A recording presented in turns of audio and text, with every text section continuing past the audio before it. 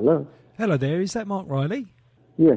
Hi, it's DJ Gloss here from Sound Fusion Radio London. I believe we have an interview scheduled for now. Is that still convenient?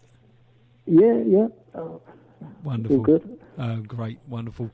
So whereabouts are you in the UK then? I'm sort of Buckinghamshire. Ah, right. Yeah, a little bit west, isn't it? Yeah, sort of about 20 miles west. Yeah. Well, I was in London for about 30 years, but we just moved out recently. Okie dokie.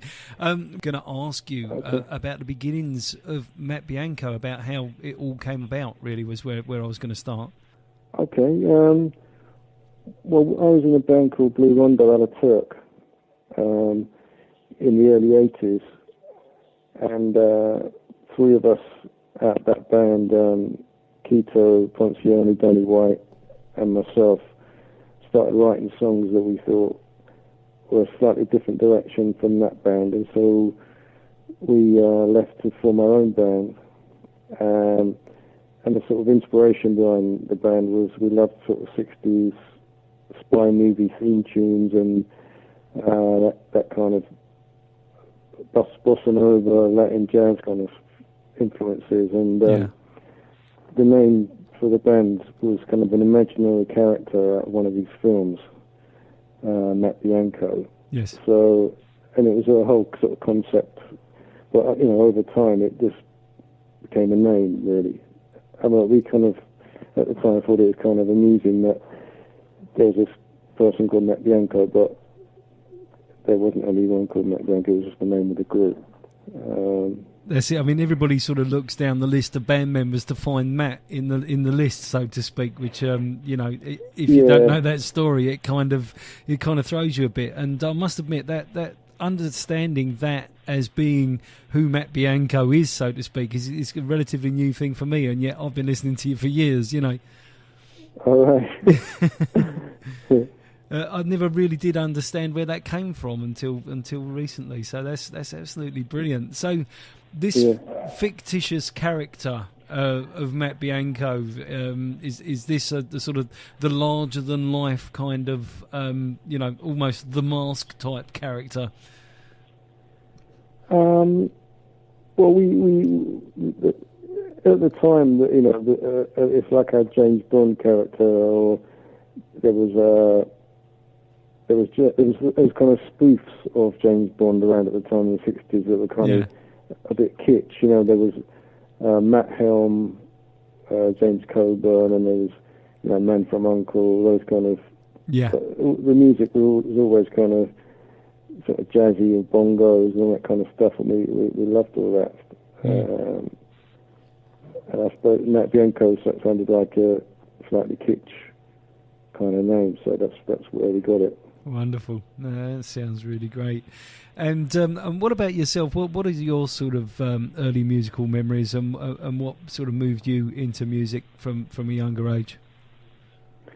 Well, I grew up with my parents. They were into people like Ray Charles and Nat King Cole and Ella Fitzgerald.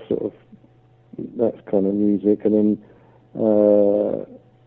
And then when I sort of from the age of 10, I got into more youth culture stuff with, like T-Rex and David Bowie, Roxy Music, sort of went into all that stuff. And then when I was about 14, my auntie from America sent me a Stevie Wonder album, Talking Book.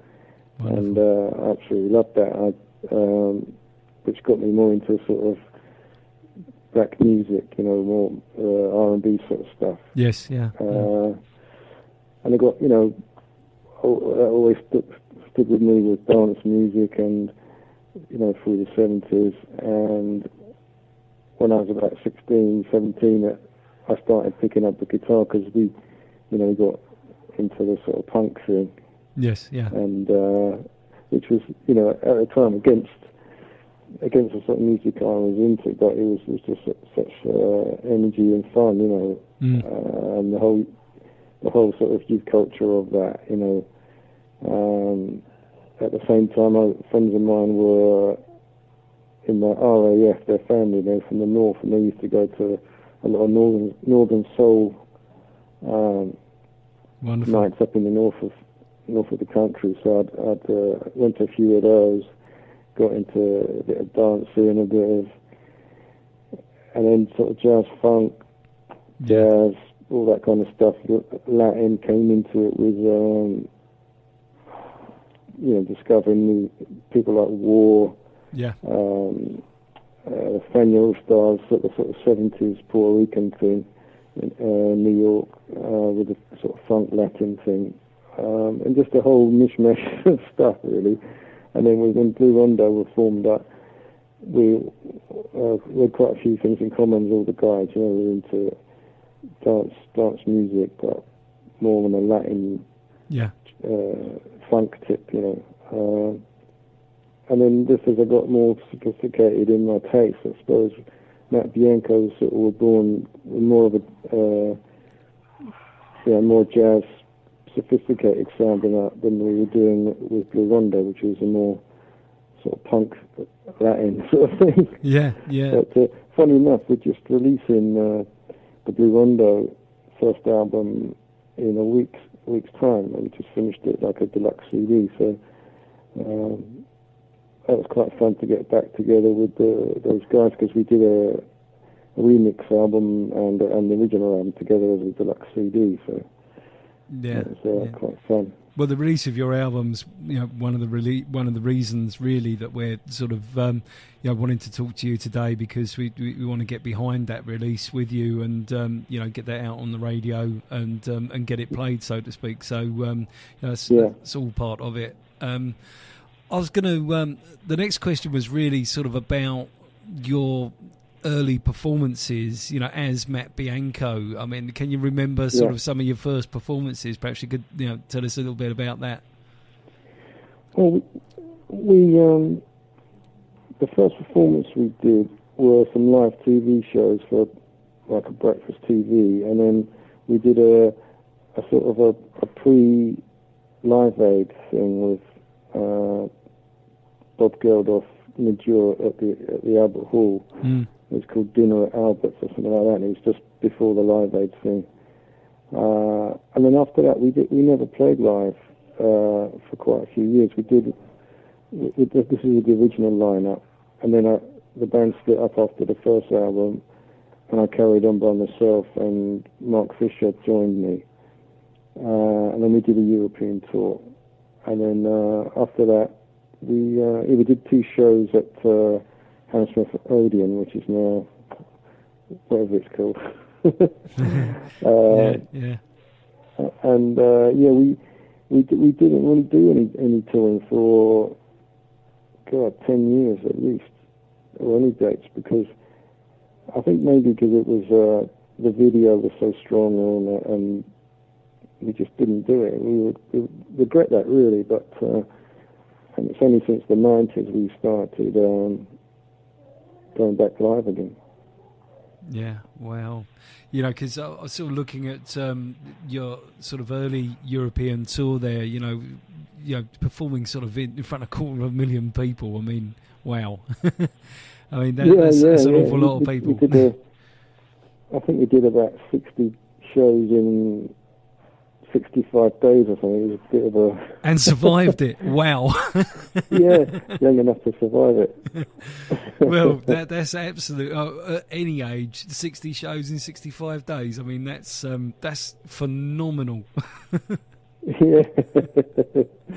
Wow. When you're in your 20s, you can get through it. I vaguely remember, yeah. I vaguely remember being that old, yeah. So, if you could pick somebody as being your sort of musical childhood idol, who would that be, Mark? I don't know. I've had different artists through different periods of my... Well, you could name more than one if you want. Just give us a list if you prefer. I suppose, with there was a sort of T-Rex David Bowie in the early 70s, and Stevie Wonder, and I still like David Bowie, the Young Americans, all that stuff, and then kind of from sort of 75, 76 onwards, I was into sort of club music, so it wasn't really one particular artist. It was whatever track sounded good to dance to. So, and it was just different genres of music I was getting into rather than one particular artist. Yeah, sort of the soul and the funk, and the various jazzy influences, the Latin influence you mentioned there as well. So yeah. So what was the Latin thing? What sort of latched you on to that?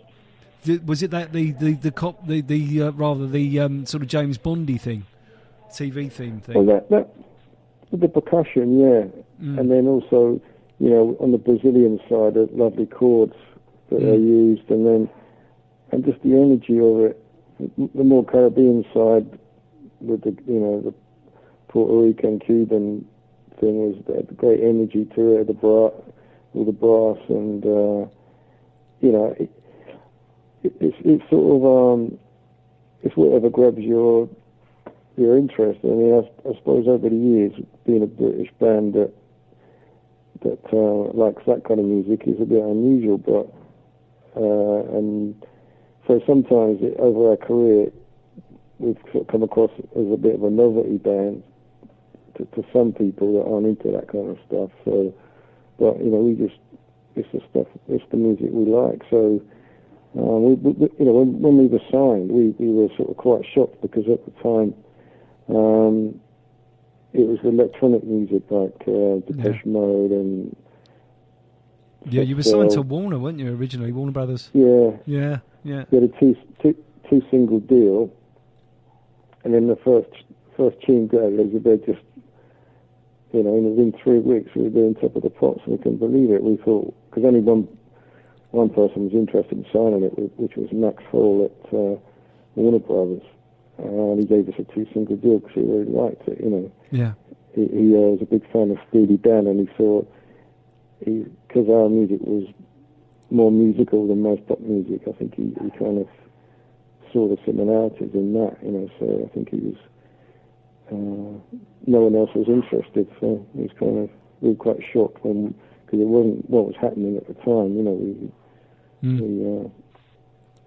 But I remember you being on Top of the Pops, but I mean, you were saying, about your music being sort of to some a novelty, but I hear all of those genres that you talk of in your music, and it's your signature. That's Matt Bianco. That's you, and that uniqueness is what I think stands you separate from the others, and gave you that sort of jump there. That's what I see. I mean, I think it's a fabulous approach. I agree. I mean, that's why we sort of stuck with what we like, rather than try and chase the trend, Good for you, because lots of people didn't. It's important as an artist that you maintain your integrity, And I think it's great that you did, and I think that integrity and that sticking to what you did really was the thing. I mean, because you broke America quite well, where other bands failed at the time. And, what was the sort of driver to go to America, or did they kind of grab you? What was the thing there? Well, actually, in actual fact, we never really did America much. I mean, Basha went there, and she did very well there. When she left Matt Bianco, she did very well in America. We'd been there, but we didn't really. Maybe we were too early for America, because they were very all types of music was very segregated due to how radio stations get sponsored. So someone like us who were doing like a fusion of music, they didn't really fit into their formats, So, but nowadays, I mean, a lot of people are doing influences from everywhere, So, I think if it was now, we'd have a much better chance of success in America. But at the time, they didn't know what to do with it. Yeah, I guess. I mean, working with Emilio Estefan, that was the album Indigo, wasn't it? I mean, how did that come about? Well, it was a suggestion of the record company, actually. But we had a great time going there, and they're all Cuban guys, and obviously Americanized now, but yeah, we had a great time going to Miami. We've always enjoyed that, when we get the opportunity to go to different countries and work with different musicians, because it brings something new to the table. And if you have a long career and keep doing the same things, it can get a bit stale. Yeah, you just keep reinventing yourself in a new way and keep going, and that's kind of what you did there. Yeah. I was sort of reading about that, and then of course you decided to split and go independent after Warner Brothers due to wanting artistic freedom, which is understandable. But what was the thing there? What couldn't you do with Warner that you wanted to do as an independent? That's not entirely true, actually. We just parted ways, but we found that on a business end we could often go with another major and get lost in the works because the record companies have a big roster of artists, and they're probably pushing the newer artists rather than artists they've had for a while. So we found if we kind of like made our own material and then we licensed the material to different record companies around the world, that we'd have more control of it. It wasn't really an artistic decision, because Matt Bianco had always kind of produced or co-produced our album since the first one, so it was more, just the next stage for us to get our music out there, in different territories. Yeah, I'd read that somewhere, so apologies if I misquoted there. That was just basically information that I'd picked up. So hopefully not too far off there. And then of course, you're pretty major in Japan. I noticed that you have a fairly big Japan fan base. Yeah, we go there quite a lot, at least once a year, and we're going there at the end of this month to do some shows in Tokyo and another jazz festival in the north of Japan. We really enjoy it. Japanese are, they're very fanatical about music, and we enjoy going there. They're very energetic about their music, and very embracing of very. They love music across the sort of those sort of soul, funk, jazz kind of genres, very much so. Yeah, they're into it. It's amazing at what they are into, actually, and they know much more than you do about yourself. To be honest, I can tell you all kinds of stuff, and you think, oh, really? Well, tell away. I mean, I don't mind. No, I can't remember it. I mean, they kind of say, "Do you know you did this and you did that?" And I'm like, no, can't remember. Wonderful. No, they're always very. It's always a pleasure to go there. We love the food as well, and the technology, and see what's happening. It sounds absolutely great. And you mentioned about your new album out in about a week's time. Can we ask you about that? Can you tell us a little bit about the new album?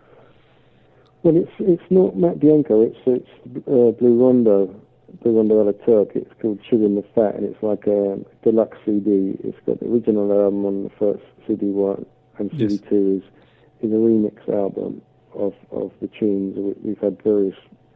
Done some remixes ourselves, and some sort of famous club remixers have done the tracks as well. So that comes out on the 16th, I think. Because this is going back to the original name, isn't it, of a band that you were members of back in the 80s?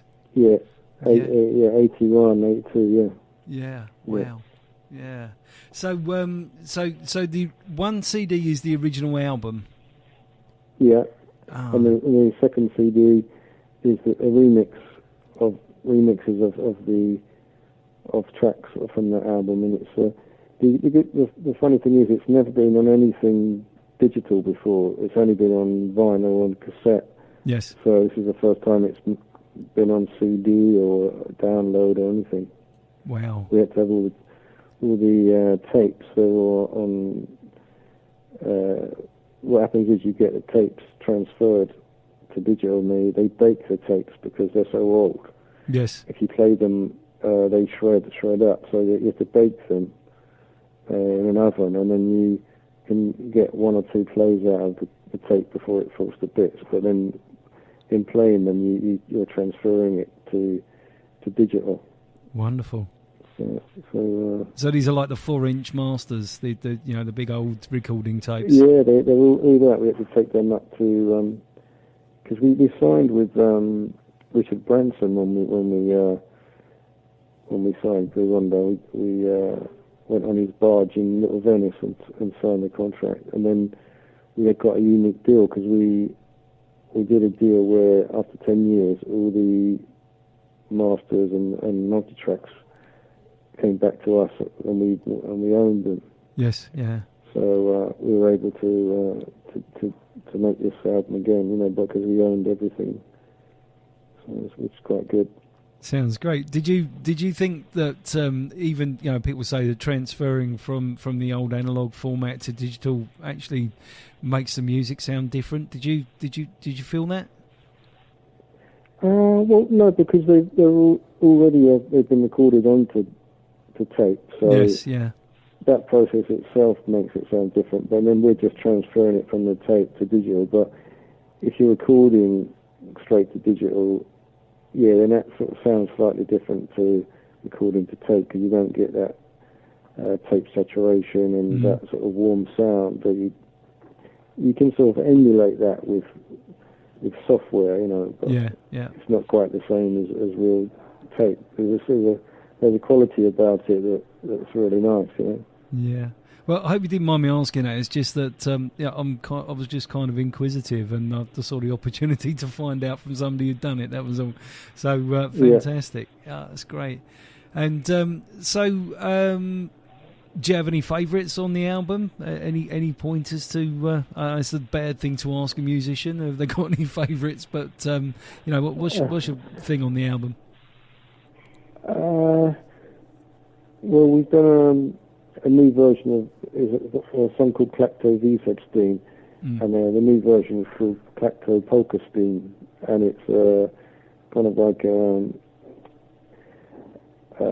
sort of country rockabilly sort of take on that track, and it's quite interesting. That sounds great. Well, we'll have to have a listen out to that then, and yeah, that's brilliant. And I was going to ask you about remixes, because Matt Bianco's Half a Minute's seen a number of remixes, and I just wondered what you thought of those. Yeah, we had one done 2 or 3 years ago by Joey Negro, which came out really well, with remixes, sometimes remixes there, but I don't really care about the original record. It's just, it could be anything off the record that they use to remix. So sometimes it'd be like remixes, and sometimes we don't. It's a bit of a lottery when you get one done. Yeah. So, I mean, the Joey Negro remix of Half a Minute I thought was absolutely fantastic, because I think he was very true to the original. I really enjoyed it. Yeah, I thought it was a really good remix. It's certainly extremely popular, on both the sort of house and on the soul scene. I mean, it goes there. Everybody knows the tune, and to play it in that new form seems to go down extremely well, I think. Good. Yeah. So, how long are you in Japan for? About a week. Oh, nice. Wonderful. Yeah. That's really good. If there's anything you'd like to say to our listeners, or if you'd like to point them at your website, which is extremely good, I will say, and your social media and so on, then please take your time and say what you want to say. That's wonderful.